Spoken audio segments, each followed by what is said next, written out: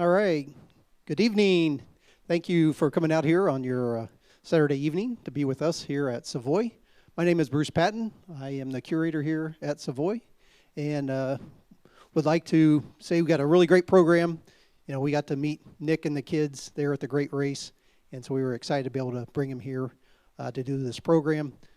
I did, though, want to talk about a couple things before we bring Nick and them on. But our current exhibits, hopefully you guys got a chance to go out and see the ones we have going right now. So we have the Quiet Greatness, our Japanese collectible cars there in one of the galleries, our American small cars, along with the crab that's out there. Hopefully you like that piece of sculpture. The supercars, which is going to be ending soon, so we got a new exhibit coming in after that. And obviously the one that we just put in was our locally owned. So please go out and see those cars. Those are great. And don't miss our Savoy collection also. You can look online. You can see what's coming up for 2025. So the next one we have are fabulous fiberglass, followed by stunning Studebakers and barn finds. Those will be the next three that are coming up. So we did have the rat race there in February, and then the next movie for you guys to come and see is going to be Baby Driver. So come, that'll be a fun, action-packed movie for you guys to see here on the big screen. I'd like to thank Styles Auto Care. Without their help doing these Tireside chats, as we call them, we couldn't be able to do these things. So we really appreciate their support. Now I'd like to tell you guys, we met, actually Nick, it was Dave Kirkman who actually introduced me to Nick, and that was when we were at Hilton Head Island. And David said, Nick, he gets together and they do this on the Great Race, this X Cup, and they have kids that they sponsor to go on the Great Race. And we said, oh, that sounds interesting. Tell us some more. So we got together with Nick, and that was kind of the first go at it, and then got to meet him in person and talk to him some more. And so I'd like to introduce Nick. He is the executive director of the RPM Foundation. I'll let him talk a little bit more about what they do, but they do give scholarships to students who are into the automotive, programs there. So I'd like to go ahead and turn it over to Nick and hand him this. Thank you very much.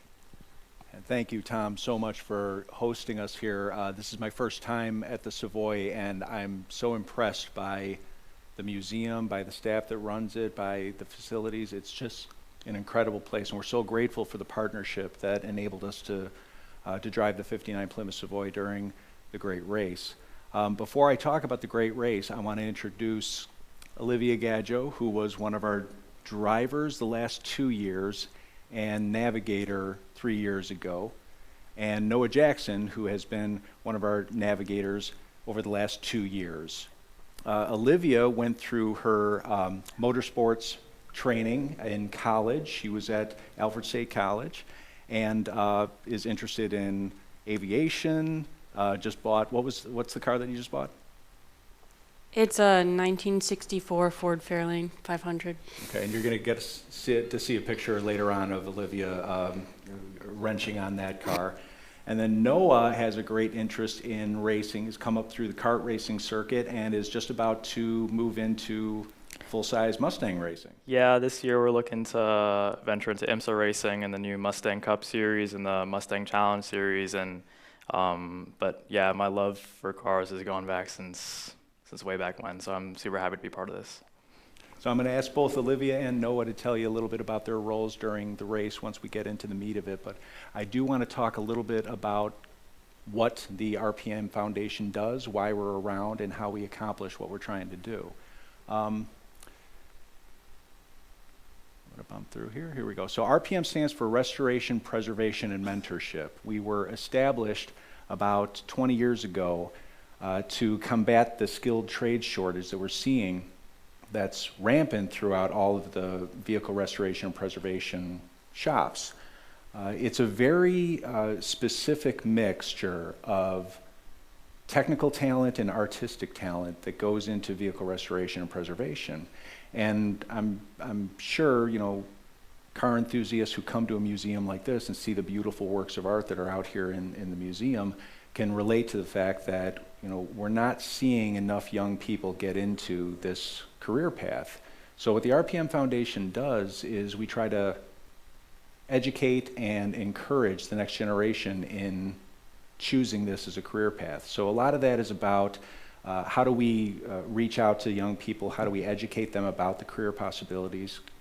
Once we get them interested in this pathway, how do we nurture them through that, through their education and into a career? So we do this through grant funding. We've given over $4 million since the beginning of our organization to schools, different programs, different museums that encourage young people to pursue this career path. We've done it through workforce development. Most recently, we've developed our RPM apprenticeship program. So we'll locate a young person who has either already gone through an automotive technology program or has just gotten skill sets that they've developed from home, connect them with a top-notch restoration shop, and we'll support them through an apprenticeship at that restoration shop. They follow a curriculum that we put together. RPM comes in with supplementary funding to help them through that apprenticeship and make sure that we've got young people who are trained up and experienced and ready to enter the workforce. We also have a program that we're launching this year called the Endangered Skills Program. So if you go, out into the museum and you see a particular car that needed a certain type of task done on it, this is a brass radiator that only 3 people are left who know how to braze the brass on this radiator. The thing that you'll typically hear somebody say when they're talking about this one craftsperson who knows how to work on this car is, well, that person's gone, all that knowledge dies with them. We want to prevent that from happening. So what we'll do is we'll locate somebody who has that particular skill set, we'll connect them with one of the apprentices in our network, and we'll record the process of the master teaching the apprentice. So not only do we have a new young person who knows how to do this task, we've got the process of instruction recorded. So we can share that with McPherson College and Revs Institute and other institutions of learning that want to pass that knowledge on to the next generation. And then the final thing that we do is outreach programs. Our shop hop programs will bring a group of students to various restoration shops and let them meet the shop owners, the people who work there, and learn as much as they can about the industry. And we've had a lot of young people go directly to work in these shops because they've had these conversations. Off to the Races brings groups of students to vintage car races and lets them experience the culture of that. Behind the scenes is the auction circuit. We'll bring them behind the scenes of a Mecum or a Barrett-Jackson auction. Let them see the mechanics of how that works. The Restorers Award is our effort to elevate the profile of restoration artists. So we'll go to a concours, and typically when you got the car that wins Best of Show at a concours, it's the person who owns the car who's being honored. But we want to honor the person who actually put the sweat and the hard work into making that car, bringing that car to the level where it can achieve a Best of Show. So we give our Restorers Award to not only somebody of a high skill set, we give it to somebody who has invested in passing that skill set on to the next generation. And we've given that at multiple concours across the country. And then I'm biased, but my personal favorite program that we're involved with is the Student X Cup division of the Great Race. About 5 years ago now, the RPM Foundation was approached to oversee the X Cup division of the Great Race. And so we perform the fundraising, we perform the administration of grants, scholarships, and the Team Choice Award for the Great Race. So before we even get into that, what is the Great Race? It's a cross-country time, speed, distance rally. A different route every year, roughly about 2,000 miles. You've got to do it in a 1974 or earlier car. And I like the quote that I have on here. Great Race has been run for over 30 years, and the first one was 1908. So if you do the math on that, that doesn't quite work out. The original Great Race, for those of you who are not familiar, was New York to Paris. And it took place over, I want to say, 9 months. This is a variation of that. It was restarted in the 1990s, and the Student X Cup division was added, I want to say, in the late 1990s. So the X Cup division is for student teams. Typically, there's a cost of entry for the Great Race. This is waived for the X Cup teams, and to further assist schools and museums and other nonprofit organizations that want to put together an X Cup team, the RPM Foundation comes in with grant funding to assist them. We were fortunate enough this year, we raised that grant from $2,500 last year. This year it's going to be $3,500. We also award scholarships to X Cup team members that want to go into either mechanical engineering or automotive technology. And finally, there's a Team Choice Award that we award to the team that best exemplifies the values of the X Cup: helpfulness and enthusiasm. So calling it a race is kind of a misnomer. It's not a race at all. It's a time, speed, distance rally. It's very well organized. The top speed that you're going when you're participating in the race is 45 miles per hour. And they actually discourage reckless behavior, speeding or passing other teams. That's the surefire way to lose. So like I said before, you've got to be 1974 or earlier to qualify for your car. And I'm going to stop here, actually. I mentioned that there's a driver and a navigator team, and I'm going to ask Noah first to talk about what's a typical day if you're a navigator on an X Cup team, specifically for us, but a navigator in the Great Race. What does a typical day look like for that? Well, for a navigator, your day starts a little bit earlier than maybe some of the other people at the team. You have to, you'll meet at the start hotel where all the teams will collect in the morning and, branch off from to start the day's race. And really you want to set your clock first to the world time, so everyone's running on the same exact time, so there's no discrepancies between, one person's a minute fast, one person's a minute slow. And then the next step is to collect the day's instructions, the instruction packet for exactly where you're navigating to. So it's the navigator's, role to really flip through the instructions, look through everything, do your calculations of exactly where you need to speed up, where you need to slow down, how much time you're losing, how much time you're gaining, and to even it all out, because the goal is for everyone to get to the end destination in a certain amount of time. So the navigator is responsible for taking care of all of that. And then once you get in the car with the rest of the team, then the navigator is ensuring that you're heading in the right direction. So the communication between driver and navigator really is key. You have to make sure that they're understanding what you're saying, you're being efficient, and you're communicating everything effectively, because you don't really have time to make a mistake like taking a wrong turn or anything like that. So yeah, it's about the day of a navigator. And then Olivia has been one of our drivers for the last two years. So Olivia, give us, from the perspective of the driver, what is the experience of competing in the Great Race like for a driver? Well, I'd say that being a driver is quite a bit easier than navigating, because you kind of just do whatever your navigator says. At the beginning of the day, while the navigator is going through the instructions and marking everything up, I at least usually make sure the car is filled with gas, because you don't want to end up on the side of the road. Go through any fluids like oil, transmission, coolant, make sure you're all topped off for that, because they are old cars, so there's a pretty good chance they might break down if that stuff's not taken care of. Throughout the day, you're just doing what your navigator says at exactly the right time. And like Noah said, communication is a really big thing, because we change speeds at the different signs. So say there's one of those yellow diamond signs that has like a squiggle on it. You can't just say at the squiggle sign, go 45. We have specific names for every sign. So it'd be like a snake right, because the first turn of the squiggle matters as well, since the instructions are that specific. And other than that, pretty much just hang out with our navigators the whole day.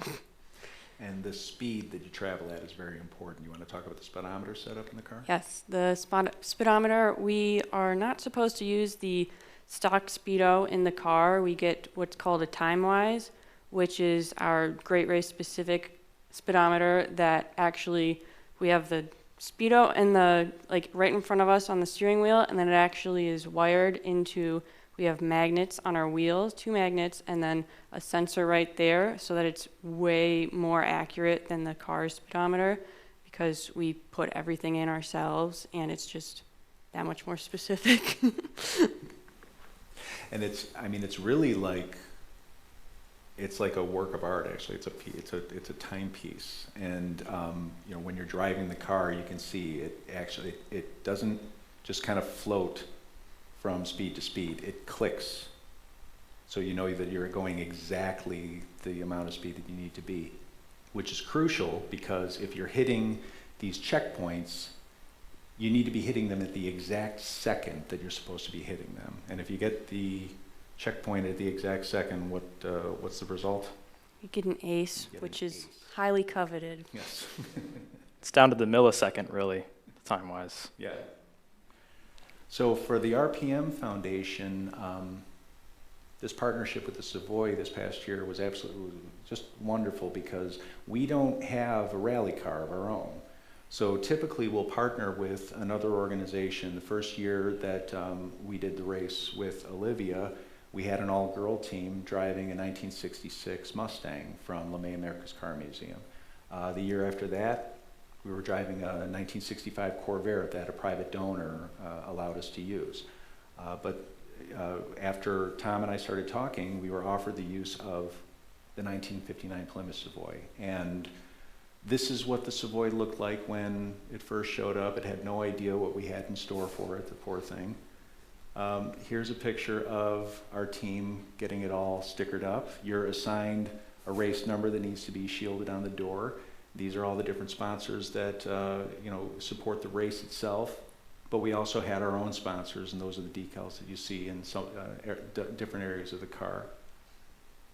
Here's our team with the fully dressed 59 Savoy.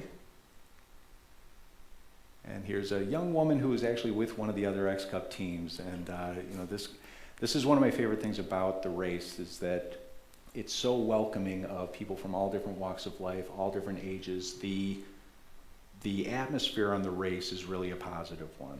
And you can see it just in how excited this young woman is. Now, unfortunately, we did have some challenges with Savoy. So early on in the race, we were noticing that it was shifting a little irregularly. And this was actually during the trophy run on the first day. So we brought it back to the convention center parking lot, and we were actually going to switch out the transmission fluid to see if we can get it to shift a little better. And right when we were getting ready to start working, this is about at 8 o'clock at night, a young man in a pickup truck pulled up next to me. He's about 20 years old.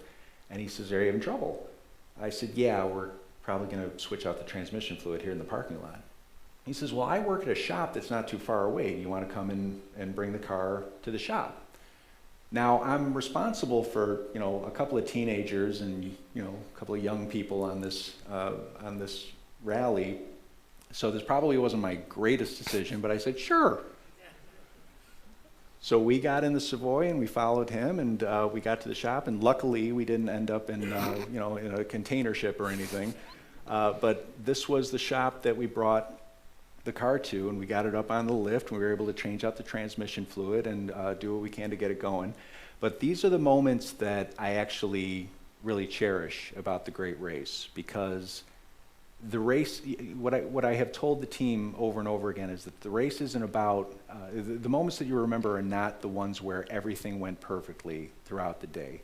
You remember the day that a kind stranger let you use their lift and change out the transmission fluid.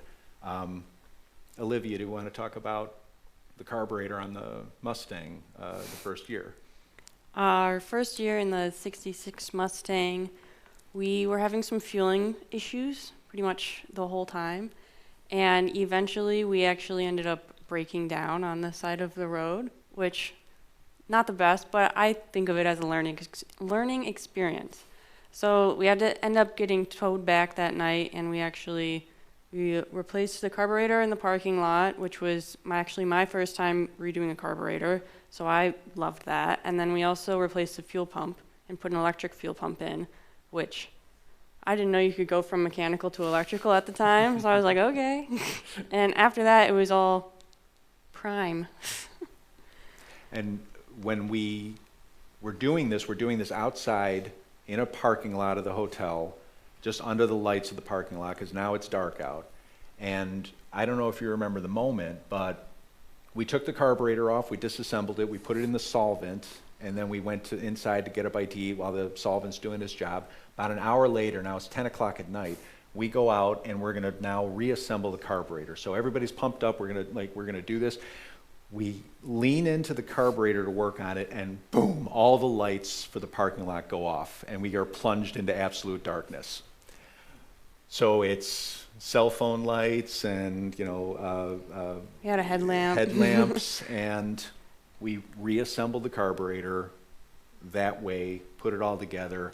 And I don't know if it was the same thing for you, but when that car started up, it was absolutely thrilling because we had done that work ourselves. Here's our gang working on the car. Unfortunately, our luck didn't hold out with Savoy. We had zero compression in cylinders 5 and 6, which took us out of the race, unfortunately. So this is the Savoy kind of finding its way back home. We were fortunate enough that we were close by another partner organization that had a car that we were able to use. So we were able to put different team members in with different cars, and Olivia and Kinsey, our other driver, and I went out to pick up our replacement car, which was a 1963 Buick Riviera. And we lost one day of racing, but we got the new car stickered up, and we were able to complete the race in the 63 Riviera. I don't know if you've been paying attention to like everybody's expressions during the race, but I'm going to call Noah out here. Noah doesn't smile in pictures. It's one thing I've been called out for many times. Yeah, I have to get a reminder from time to time. Yeah, everybody looks like they're very happy to be here, and Noah looks like he's been taken hostage. It was a long day. Yeah. And I'm sorry, buddy. I had to do that. Sorry, guys. Sorry. Yeah. But this is us at the end of the race. So everybody, this is 10 solid days of racing. It's exhausting, but it's also, very thrilling. One of my favorite things about the race is the relationships that it builds, not just within our team, but within other teams that you meet. We have met some really wonderful people on the race. And within our own team, a lot of friendships have been built. I know that you guys have all visited each other at different times throughout the year when we're not in the race. Last year, when we had the Corvair, we ended up in Colorado Springs was the finish line. And at the end of the race, I'm responsible for getting everybody back home now. Our team is made up of students who are all over the country, whereas normally you've got a team that's within one museum or within one school. So now, Olivia's going to go back to New York, and Noah's going to go back to Florida, and Kinsey's going to go back to Texas. So I'm saying to the group, okay, does everybody know, you remember when your flights are? When do we need to go back to the airport? When am I taking everybody there? And they go, we all extended our stay for a couple more days because we all want to hang out with each other in Colorado Springs. And I thought that was really nice. I didn't get an invitation. But I thought that was very nice that you guys did that. But it does really build terrific relationships. I promised it before. Here's Olivia working on her car. So these are real car fanatics that we're growing throughout this experience. And I've got a little surprise for everybody. There's Noah actually smiling in one of the pictures. You caught me. So that's the Great Race, and that's our experience with the Great Race. If anybody has any questions, I'd love to answer any questions that you might have. Okay, so we have actually a surprise. Oh, I'm sorry. Yeah, and so if I could borrow that remote from you. And the surprise is we have Tom who's going to come down and talk about, a fundraising opportunity that we're going to have. Thank you, Bruce. Yes, what you've heard here tonight is what I'm going to say is almost the epitome of what our mission at Savoy is. We come to work every single day to connect people to the cultural diversity of the automobile. And when we met Nick, when we learned about the opportunity of what the Great Race was and the X Cup aspect, we at Savoy, we looked at that as an opportunity to have an educational outreach opportunity. And so you've heard firsthand from Olivia and from Noah, from Nick, that we had trouble with old Beatrice here. You will notice that the kids did take the opportunity to name the Savoy for their trip, and they named her Beatrice. And I wish you could have been here when they walked into the theater and saw the car, because, I mean, you may not smile in photos, but you were ear to ear grinning. I mean, you could see the rush of emotions coming back from what y'all endured in those 4 or 5 days, because this year's race that we participated in, it started in Owensboro, Kentucky, and it was set to end in Gardner, Maine. So in the rolling foothills of West Virginia, we did blow those 2 cylinders. So for the first time in Savoy's history, we're a little over 3 years old now, we are launching our very first restricted fundraising campaign. So let me explain that for a quick second. When we do a restricted campaign, that means the money that we raise for that campaign is restricted to a certain aspect. So what we are doing is we are literally going to raise $15,000 to make this roadworthy again, trustable, so that it can continue to be used by the RPM Foundation as an educational outreach opportunity for students like Olivia, like Noah, to be able to build upon their passions in the automotive industry. So we are launching this campaign tonight. There is no end to it, but we do have a $15,000 goal. So once we hit that goal, it will end. So with that, once we do it, we will then take the car. All the money raised in that campaign will go directly to making this car better. It's not a campaign where funding will go to operations or anything else. It is strictly just to the 59 Savoy that we will use in educational outreach. Now, that being said, I wouldn't be doing my job if I'm not asking for money in that sense, right? That's what a director of development does.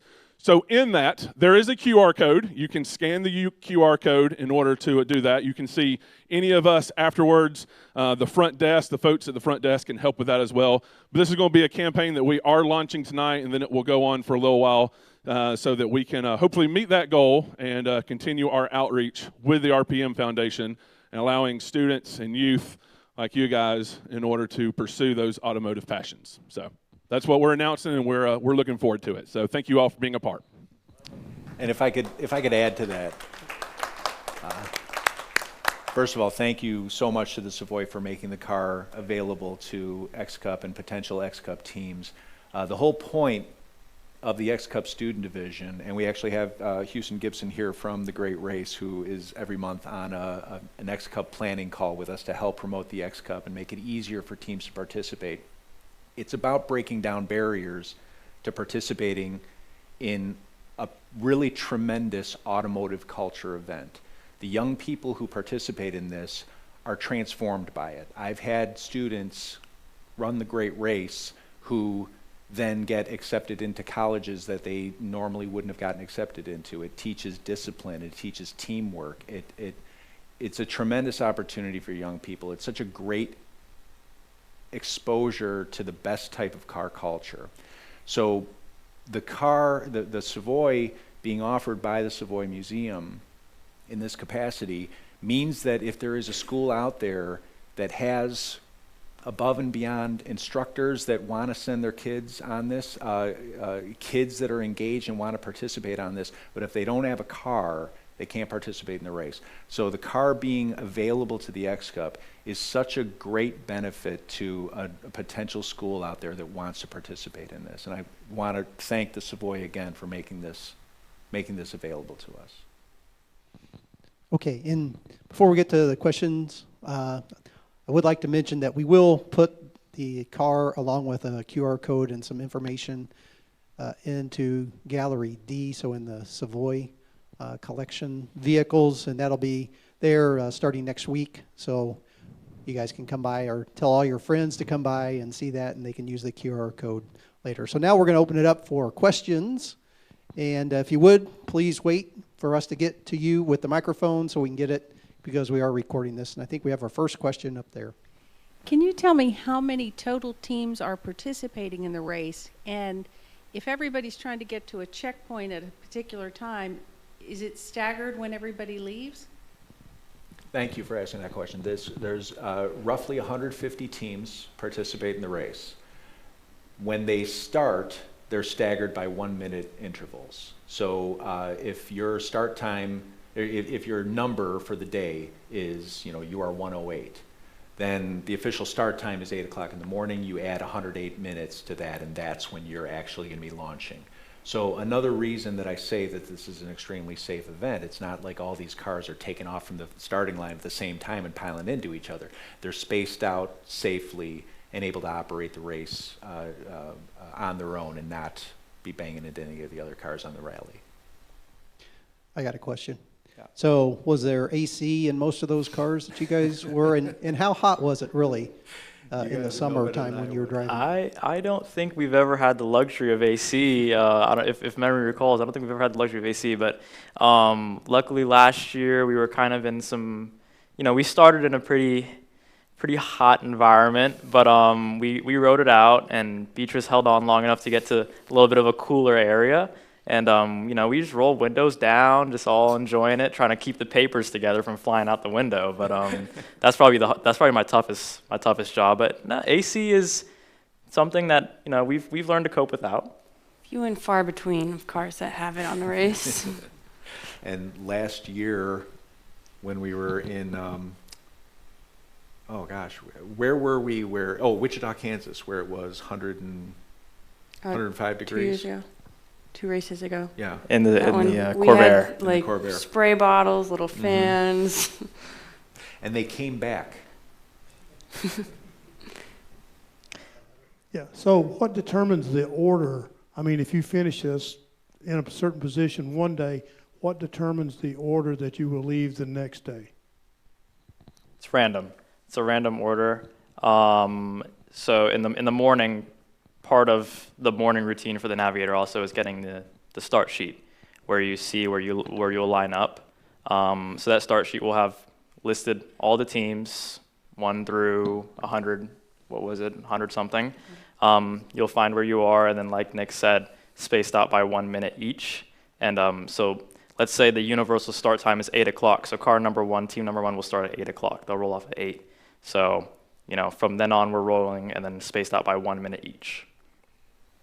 And one of the nice things the race does is it gives priority to if you're in your home state. So if you're from Kentucky and the race is going through Kentucky, then they bring you up to the front of the line so you can be celebrated.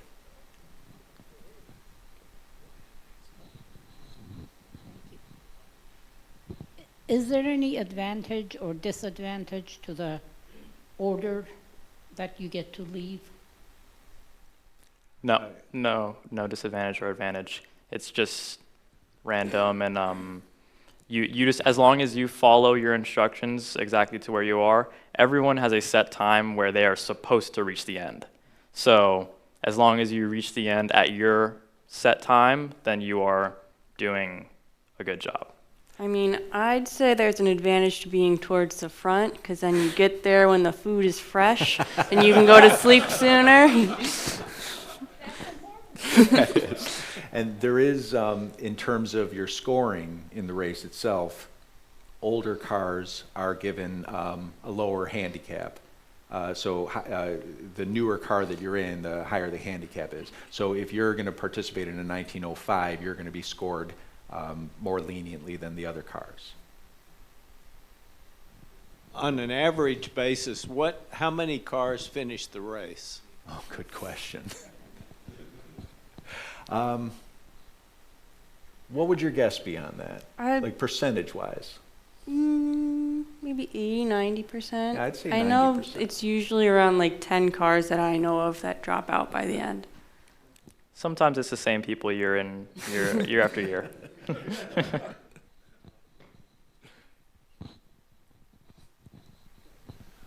Are the routes the same? It's a different route every year. No, I mean every day, the participants. Can you just follow somebody? So, not necessarily, because since you're spaced out by a minute from the start of it, really, if you see somebody, then maybe you're doing something wrong. Because if you get a little bit too, if you're creeping up on somebody throughout the day, and then, you start off, they'll cross, a light a minute in front of you and you're a minute, and then you start getting right up on their bumper, then that means either you're going too fast or they're going too slow. So that factors into the navigator's calculations as well, because if you've got to slow down for a certain amount of time to stay out of these people's way, then you're losing from your time that you need to be at the end. So you'll have to make up for that lost time, but there's certain areas of the race where you cannot make up for that time because everyone is supposed to be getting somewhere at the same time. So it's very complex, but you can get it. Okay, over here. What is the age of the participants and when do they, I want to say, graduate? So for the X Cup student division, you have to be at least 19 years old to drive, and you cannot be older than 21 to navigate. And the purpose of this is we want to make sure that we have responsible drivers, and we also want to make sure that that the X Cup division is representative of what it's supposed to be. We want to make sure that it's students who are in these cars. So we do cap that navigator age at 21.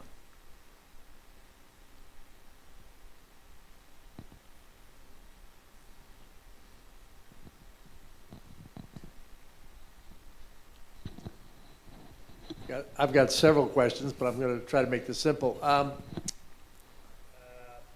So there, in addition to Noah and Olivia driving and navigating, is there a mechanical team that either accompanies or follows in another vehicle should the cylinders go down or other?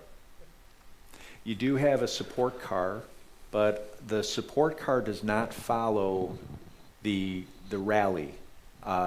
The support car can only go from one daily stop to the next daily stop. So for a little clarification, when you start in the morning, you go to a lunchtime stop, and there's usually some sort of event or attraction that takes place during lunch, and then you finish the day at the nighttime stop. The support vehicles can only go from nighttime stop to nighttime stop. So the teams are responsible for getting the car back on the road if they break down. So they have a toolkit with them and they have materials to work on the car, but they can't have any outside help that comes and gets the car going. They've got to get the car going on their own. And we've had several instances of the team breaking down, but you guys have gotten it back back going again and back on the road.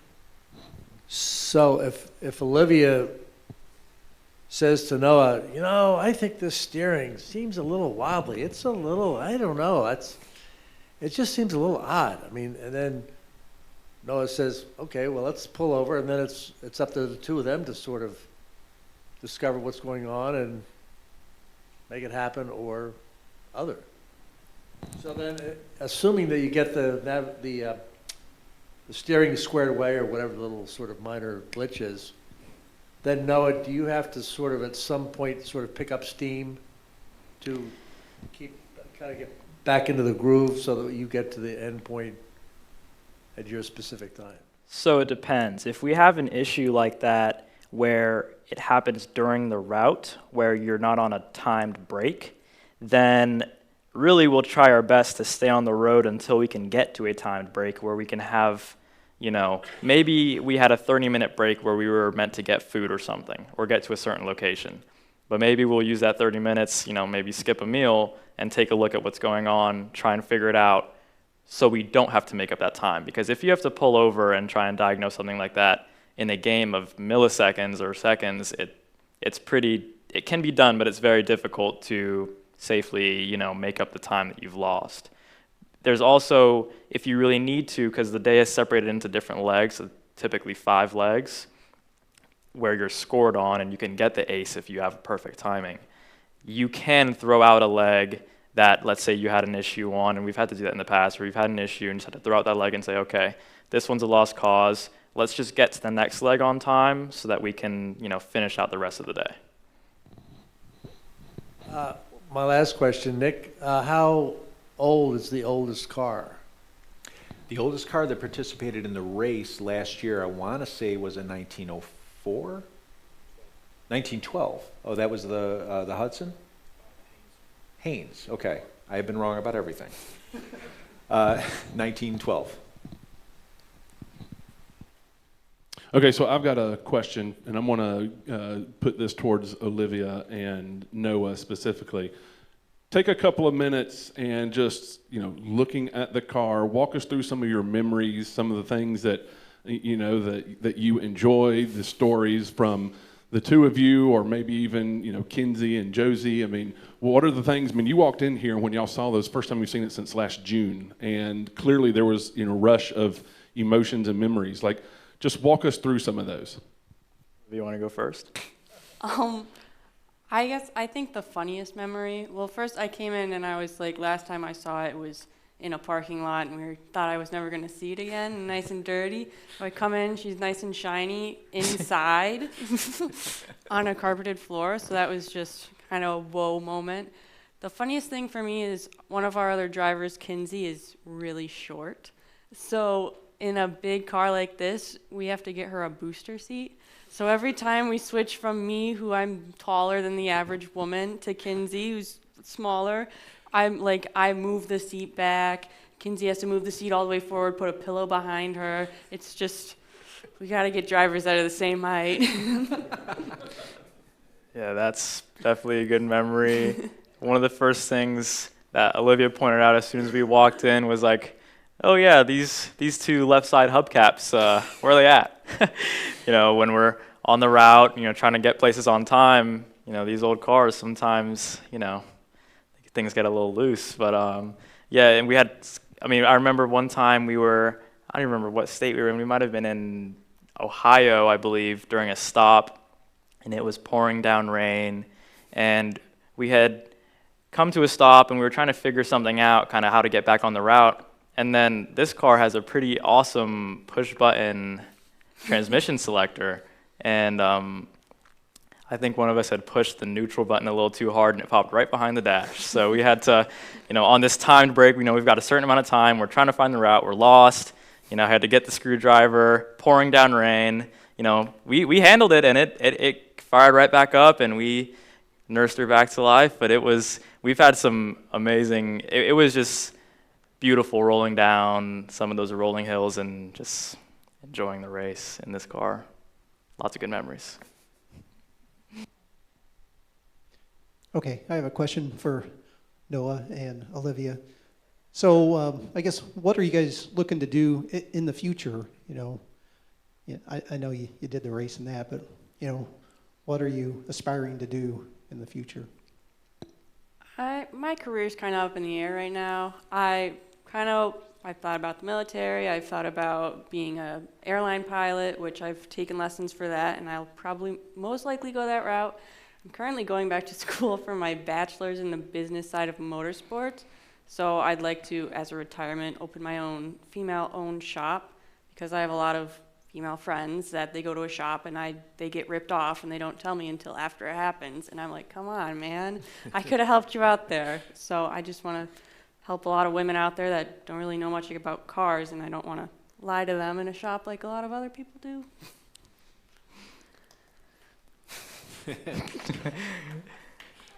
I'm this year looking forward to exploring the racing world, and looking forward to the Mustang Challenge and IMSA and things like that. Lots of big events coming up in Sebring, Homestead. I've got my longtime kart mechanic Scott actually over here with the white cap in the crowd. He's been with me the whole time from karts all the way up, so he's trying to get me back into that one of these days. But enjoying that, and then I'm a senior in high school, so looking, applying colleges and looking where to go. I'm majoring in international business, so kind of two ends of the globe there. But yeah, just enjoying my last few moments in high school and looking forward to what's coming next. Okay, I think we're done with questions, unless anybody else had any. Oh, we got one more.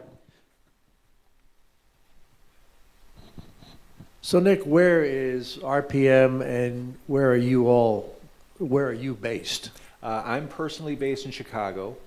We're partnered with LeMay America's Car Museum for our infrastructure. So that's our, accounting, human resources and whatnot. So that's in Tacoma, Washington. But our impact is national. We work with schools and shops all across the country. And on that note, what, how, and where does Georgia, the state of Georgia, fit into that in terms of either garages, of course, obviously the Savoy Museum, but